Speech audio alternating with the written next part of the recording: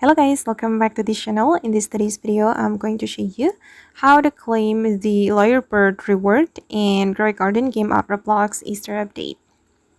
Okay, let's get into it guys. So the Lyrebird is one of the team rewards from the Easter training event.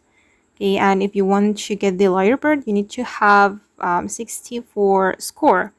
And I actually have obtained the score guys, but one of my member has left the team, so I need to add more score to the team to get this Lyrebird. And we are supposed to claim this Lyrebird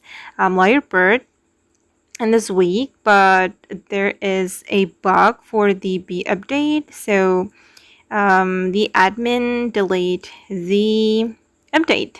So we can claim the Lyrebird in the next update. The team reward will arrive in 5 days and 6 hours. So we need to wait guys. Just wait for the next update and you'll be able to claim your Lyrebird.